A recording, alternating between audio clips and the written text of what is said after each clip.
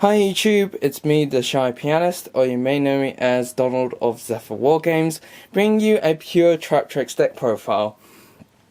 So I've been asked to do this because I had the hat deck, which many of you may remember it, deck 43, Suzu. But then this is basically considered like a spin-off of the deck.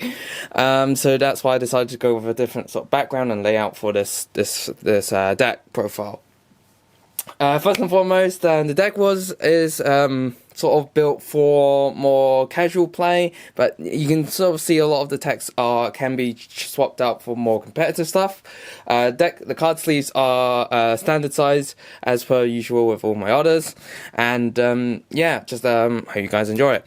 So let's get straight into it.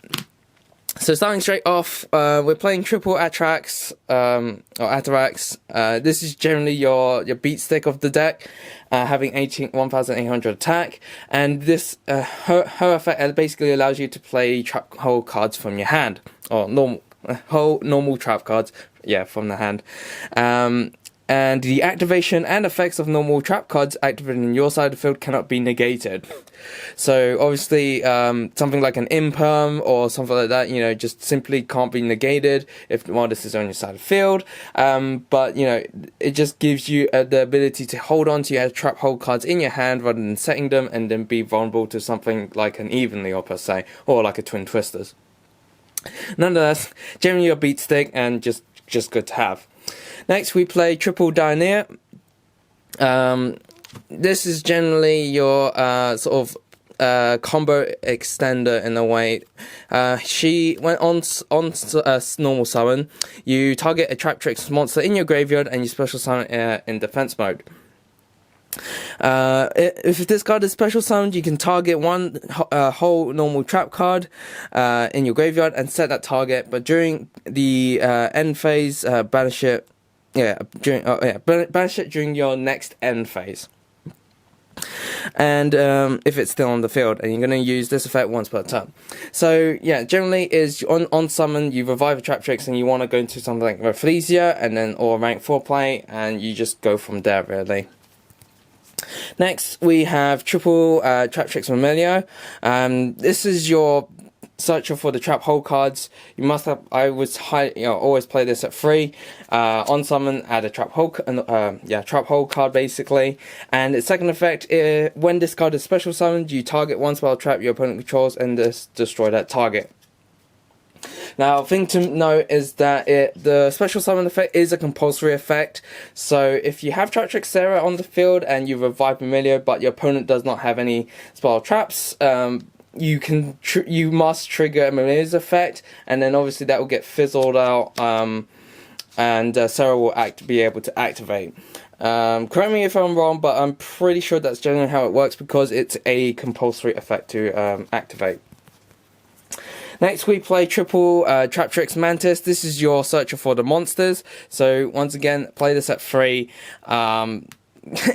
Like you just normal summon, add any of your Traptrix monsters from your deck to hand. Its second effect is a quick effect. Once per turn during a quick effect, target one set spell trap card you control. Return that target to your hand. Then you can set one spell trap from your hand.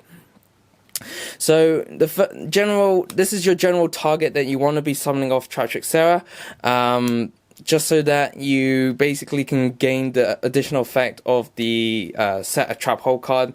And Traptrix Mantis also comes into play generally when your back row is being targeted for destruction and stuff like that. You obviously just chain with Mantis, target the target and bounce back to hand, and then set something else. It's very good to also use in line with impermanence, obviously, because you can if your opponent's trying to play around your imperms, you just bounce it back and set it to a different column, and then or if you go on that. And last but not least, we do play the 2 Traptrix Nephthys. Reason being for her her inclusion in the deck is just to make into Traptrix Sarah. But her effect is generally if you activate a trap hole card, a whole normal trap card, except during the damage step, you can add to your hand or special summon one Traptrix monster from your deck. Now this effect is very good, but generally I find myself either going into straight into Traptrix Sarah, or just generally as a last resort to go into Nemesis as from the special summon of Sarah. So because the others are generally better to play. And last for the monster lineup, play Triple Tin Goldfish. Reason being is that you'll be able to trigger off Mimir's effect, because it's the last thing that happens. But if you play something like Goblinberg, because Goblinberg switched to defense, it will make Mimilio miss timing.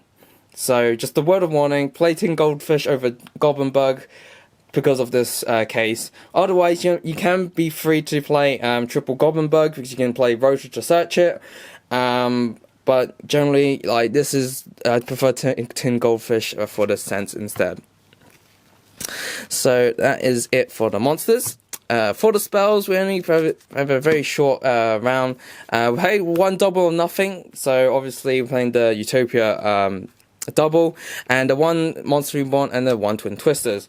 Now, one Monster Reborn obviously is just to help extend if you get hand trapped by, like, you know, something like a Ghost Ogre or like an Effect Veiler. Generally, or you can even take one of your opponent's monsters, obviously, because the way Traptrix are, they're sort of control. They are basically a control deck, and they don't have many powerhouses in the deck. So you can use Monster Reborn just to rely on that and get you games with that. And the one Twin Twisters just so that, I mean, it's very unlikely, but, you know, it's just a roll of the Cree, or it's anything that you just need to get rid of back row when they activate during your turn. Just so you can set up and then prep for their turn effectively. So that's that. Okay, the traps. Basically, majority of the lineup. We play triple bottomless trap hole. The general sort of go-to of trap holes being able to just banish the monster or monsters that were summoned at least 15 high attack, 1500 attack more. If not, you play your triple floodgates. With Link being a thing, you can obviously, in some matchups, you can just preemptively hit the monster that, if they're, for example, like, well, a Salamangreat or whatever, or anything, you know, that they would want to try and extend into plays. So it's just generally good. Okay, for example, maybe like Pendulum Magicians, you know, we want to Book of Moon that Dark Worm, so they don't go into their Electrum as effectively as so. Yeah, so that's the Bottomless and Floodgate. We play double trap hole of spikes. This is generally allowing you to protect your Traptrix Sarah, or, you know, just generally a means to protect and do some damage to your opponent for the case. Now, admittedly, if you do, you know, go into turn 1 Rafflesia, this is also a great option in that if they wish to try and get over your Rafflesia without, you know, try and push for too much and extend their plays, just send the trap hole spikes and destroy it. Last but not least, for the trap holes, I played the one time space. I was testing 2. Simply because playing Traptrix, you just banish one and set the one from your deck. Just gives you access on that. But since we now have Judgment at 3, I've just debated basically just to drop the second time space for the Judgment instead, because just the simple case of negating something is just more powerful than spinning something back in. Not to mention that a lot of some of the now Link monsters, they just have effects like the Nightmares, for example, you know, just summon on summon effect. By the time you time space, it's just like you're sort of losing something, but you have the option to just basically neg them a monster. On that sense. Speaking of Traptrix, we play triple Traptrix. Play triple Traptrix.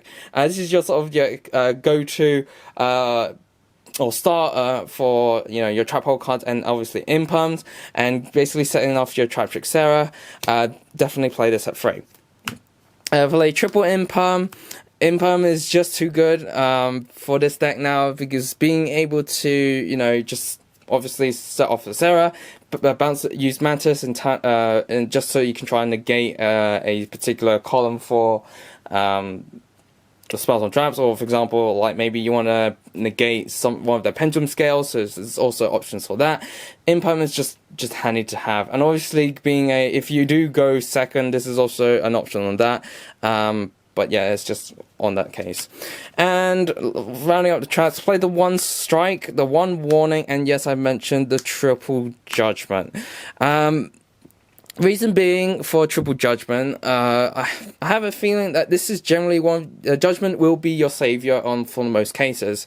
Generally because of like something like evenly matched, or just like any like twin twisters, or actually not twin twisters, more of like when your opponent just tries to power play into something that they need to go into. For example, like maybe like the Saruja, you just like in the Thunder God. Danger Thunder Dragons and stuff like that. You generally playing free just so you want to see it, rather than obviously trying to resolve free in the course of a game. So that's why you play free. You can bump up strike and up and down determining your preference. Also to note that Sarah only works with normal trap cards. Whether it's yours or your opponent's, just to know, choose your ratios wisely, and choose what you prefer, and on that case as well. So that's it for the main deck. For the extra deck, we are of course playing triple Traptrix Sarah. Now, the reason why you're playing triple Traptrix Sarah, the fact that she's only 800 attack makes her very vulnerable to just being beat over. And in most of my test games that I've been playing online, I had to basically just summon one and then, resolve her effect once, but then by the time they go to battle phase, they just kill her, and then you just basically sort of get a bit of advantage from having your monster already on field. But in most cases, you probably just want to just go into Traptrix Sarah, because she just gives you so many pluses on that case. Now, I keep saying this, but obviously she's a new card, so I'll explain what she does. So if this card is link summoned, this linked summoned card is unaffected by trap effects. So straight off, no imperm to it. You're going to use each effect of the following effects of Traptrix Sarah once per turn, and not during the damage step. First effect, the first one is, if a normal trap card is activated, you can special summon one Traptrix monster from your deck with a different name than the cards you control. The other effect is, if an other Traptrix monster's effect is activated, you can set one whole normal trap directly from your deck. So this is what I mean by playing Mantis, or you summon Mantis out from Sarah's effect, simply because you summon Sarah, play a trap card, summon Mantis, and then Mantis effect, bounce one, bounce one trap, spell trap. You can reset it, and then Traptrix Sarah then give you another trap hole card to set onto your side of the field. So yes, do play this at 3. I do recommend playing this at 3, but at very least play it at 2, because the amount of times you will go into Traptrix Sarah turn 1 is just too good to pass up on. As for the other links, we played the one Beat Cop. This can be just anything to link off Traptrix Sarah if you want to try and press for more damage, or just generally anything more link 2s. And obviously I have the one Borrow Sword and Borrow Load. These can be any of sort of your better or optional sort of OTKs, or just spot removers, or you can go for super poly targets instead of these. Preferences on that. XYZ, so we have the double Rafflesia. I wouldn't recommend playing 3 now. While it is easy to make Rafflesia relatively in the deck, it's just generally you want to prefer to go into Sarah than Rafflesia. Now, general option, if you can, is go into Rafflesia first, then summon to Sarah, and then if you have a double summon, play summon Dioneer to then revive Rafflesia.